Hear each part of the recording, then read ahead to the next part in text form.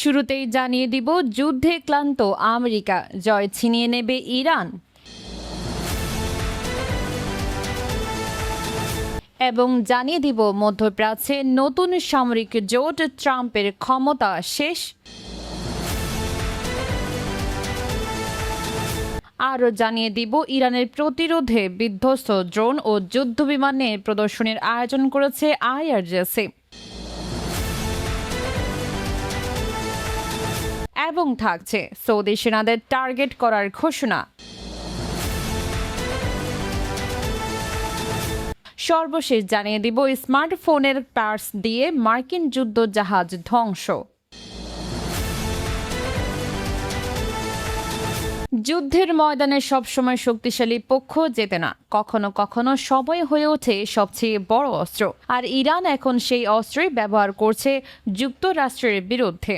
তেহরানের কৌশলের কেন্দ্রে রয়েছে বিশ্বের অন্যতম গুরুত্বপূর্ণ জ্বালানি পথ হরমুজ প্রণালী। কয়েক মাস ধরে চলা সংঘাতের পরে জলপথকে ঘিরে ইরান ও যুক্তরাষ্ট্রের মধ্যে নতুন এক কূটনৈতিক টানাপোড়েন তৈরি হয়েছে। সর্বশেষ তথ্য বলছে, হরমুজে বাণিজ্যিক জাহাজ চলাচল স্বাভাবিক করতে ইরান ও ওমান একটি সমঝোতার খুব কাছাকাছি পৌঁছেছে। এমনকি চুক্তি বাস্তবায়িত হলে ইরানের ওপর মার্কিন অবরোধ শিথিল করার পথও তৈরি হতে পারে। আর এখানেই তেহরানের বড় কৌশলগত সুবিধা, কারণ হরমুজে অনিশ্চয়তা যত দীর্ঘ হবে ততই আন্তর্জাতিক জ্বালানি বাজার, পরিবহন ব্যয় এবং মার্কিন অভ্যন্তরীণ রাজনীতিতে চাপ বাড়তে পারে। 2026 সালের মধ্যবর্তী কংগ্রেস নির্বাচনের আগে জ্বালানির দামও ট্রাম্প প্রশাসনের জন্য গুরুত্বপূর্ণ রাজনৈতিক চ্যালেঞ্জ হয়ে উঠছে। তবে ইরানের এই বাজিও ঝুঁকিমুক্ত নয়। দীর্ঘ সংঘাত দেশটির অর্থনীতি ও অভ্যন্তরীণ স্থিতিশীলতার উপর আরও চাপ তৈরি করতে পারে। ফলে এখন আসল প্রশ্ন যুদ্ধক্ষেত্রে কে এগিয়ে তা নয়, বরং হরমুজকে ঘিরে শেষ পর্যন্ত কে কাকে আলোচনার টেবিলে ছাড় দিতে বাধ্য করবে, এই উত্তরও হয়তো নির্ধারণ করবে যুক্তরাষ্ট্র ইরান সংঘাতের পরবর্তী অধ্যায়।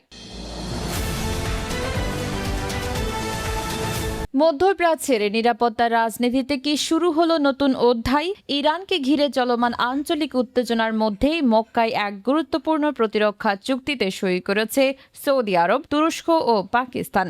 আর চুক্তির সবচেয়ে আলোচিত শর্ত হলো, 3 দেশের যে কোনো একটির ওপর সশস্ত্র হামলা হলে সেটিকে 3 দেশের ওপর হামলা হিসেবে বিবেচনা করা হবে। অর্থাৎ একজনকে লক্ষ্য করলে প্রতিক্রিয়ায় সামনে আসতে পারে 3টি শক্তিশালী রাষ্ট্র। শুক্রবার স্বাক্ষরিত ওই মক্কা যৌথ প্রতিরক্ষা চুক্তি 3 দেশের সামরিক সহযোগিতা ও সম্মিলিত প্রতিরোধ সক্ষমতা বাড়ানোর পথ খুলে দিয়েছে। চুক্তিটি এমন সময় হলো যখন ইরানকে ঘিরে সংঘাত, ক্ষেপণাস্ত্র হামলা এবং হরমুজ প্রণালীকে কেন্দ্র করে আঞ্চলিক নিরাপত্তা নিয়ে উদ্বেগ তীব্র। বিশ্লেষকদের মতে এর মাধ্যমে সৌদি আরব শুধু যুক্তরাষ্ট্রের নিরাপত্তা ছাতার উপর নির্ভর না করে তুরস্ক ও পাকিস্তানের মতো শক্তিশালী অংশীদারদের সঙ্গে নিজেদের প্রতিরক্ষা বিকল্প বাড়াতে চাইছে। তবে 3 দেশ এটিকে কোনো নির্দিষ্ট দেশের বিরুদ্ধে যুদ্ধ জোট হিসেবে উপস্থাপন করেনি, বরং মূল লক্ষ্য হিসেবে সামনে এসেছে পারস্পরিক প্রতিরোধ ও প্রতিরক্ষা সহযোগিতা। কিন্তু বাস্তবতা হলো, সৌদি আরবের অর্থনৈতিক উচ্চাকাঙ্ক্ষা, তুরস্কের আঞ্চলিক প্রভাব এবং পাকিস্তানের সামরিক সক্ষমতা, এই 3টি শক্তি যদি একই নিরাপত্তা কাঠামোর অধীনে আরও ঘনিষ্ঠ হয়, তাহলে মধ্যপ্রাচ্যের কৌশলগত সমীকরণে বড় পরিবর্তন আসতে পারে। আর এখন সবচেয়ে বড় প্রশ্ন, এই নতুন জোট কি শুধু প্রতিরক্ষার বার্তা, নাকি মধ্যপ্রাচ্যে আমেরিকা কেন্দ্রিক নিরাপত্তা ব্যবস্থার বিকল্প শক্তির উত্থানের শুরু?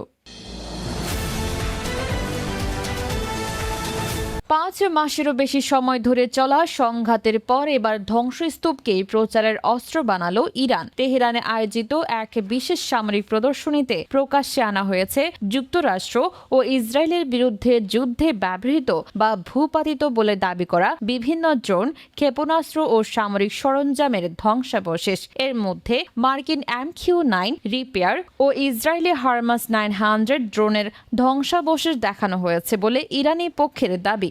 যদিও এসব দাবির সবগুলো স্বাধীনভাবে যাচাই করা সম্ভব হয়নি, তবে প্রদর্শনীর বার্তা স্পষ্ট, ইরানের আকাশ প্রতিরক্ষা ব্যবস্থাকে দুর্বল বলে দেখানোর বিপরীতে তেহরান এখন নিজেদের সক্ষমতা দৃশ্যমান প্রমাণ সামনে আনতে চাইছে।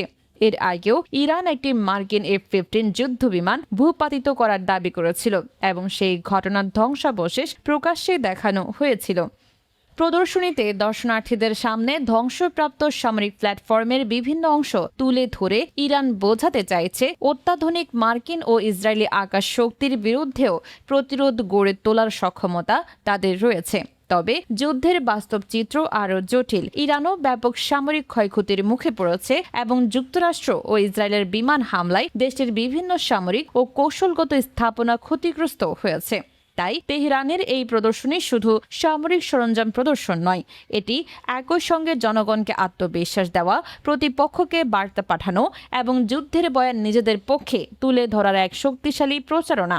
এখন প্রশ্ন, এই ধ্বংসাবশেষ কি সত্যি ইরানের সামরিক সাফল্যের প্রতীক, নাকি চলমান তথ্য যুদ্ধের আরও একটি কৌশল? উত্তর খুঁজতে গোটা বিশ্বের নজর এখন তেহরানের দিকে।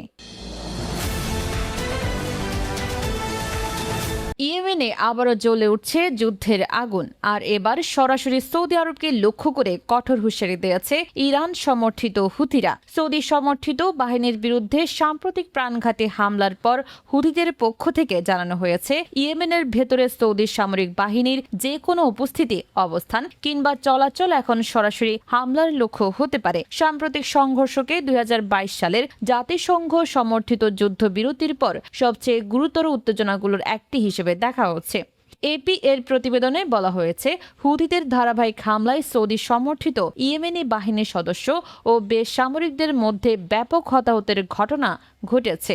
এর মধ্যে হুথিরা সৌদি সংশ্লিষ্ট জাহাজ ও গুরুত্বপূর্ণ স্থাপনাকে ঘিরেও হুমকি বাড়িয়েছে, যা লোহিত সাগর ও বাব আল মান্দাবের মতো গুরুত্বপূর্ণ আন্তর্জাতিক নৌপথের নিরাপত্তা নিয়ে নতুন উদ্বেগ তৈরি করেছে।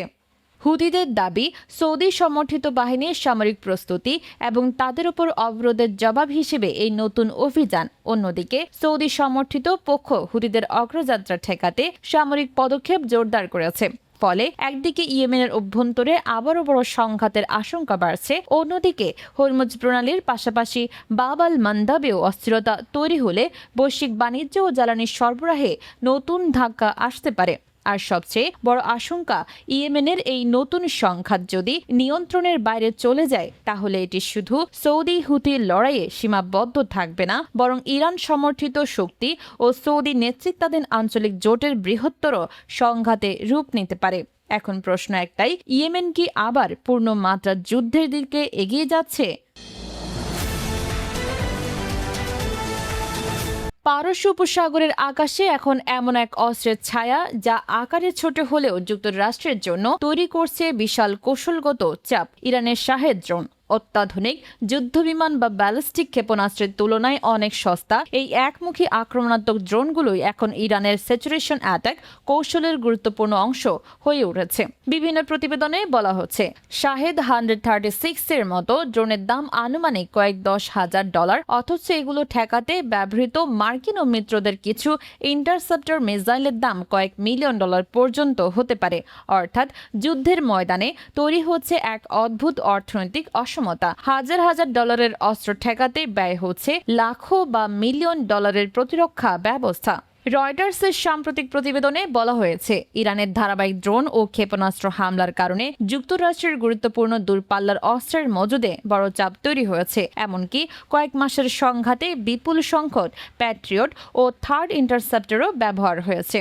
আর হরমুজ প্রণালীকে ঘিরে এই হুমকির গুরুত্ব আরও বেড়েছে, কারণ ইরানের ড্রোন ইতিমধ্যে ওই গুরুত্বপূর্ণ নৌপথের বাণিজ্যিক চলাচলের জন্য হুমকি তৈরি করেছে এবং মার্কিন বাহিনী একাধিক ড্রোন ভূপাতিত করার দাবি করেছে। ফলে শাহেদের শুধু একটা ড্রোন নয়, এটি হয়ে উঠেছে দীর্ঘস্থায়ী যুদ্ধের অর্থনীতি বদলে দেওয়ার একটি অস্ত্র। ইরান যদি কম খরচে বিপুল সংখ্যক ড্রোন তৈরি ও মোতায়েন করতে পারে, আর প্রতিপক্ষকে প্রতিটি ড্রোনের বিপরীতে ব্যয়বহুল ইন্টারসেপ্টর ব্যবহার করতে হয়, তাহলে যুদ্ধ যত দীর্ঘ হবে, চাপও তত বাড়বে। আর এই কারণেই পারস্য উপসাগরের আকাশে ছোট এই ড্রোনগুলোকে ঘিরে বড় প্রশ্ন, ইরানের কাছে কতগুলো শাহেদ আছে, সেটাই কি আসল বিষয়, নাকি আসল শক্তি হলো এগুলো দ্রুত এবং তুলনামূলক কম খরচে আবার তৈরি করার সক্ষমতা।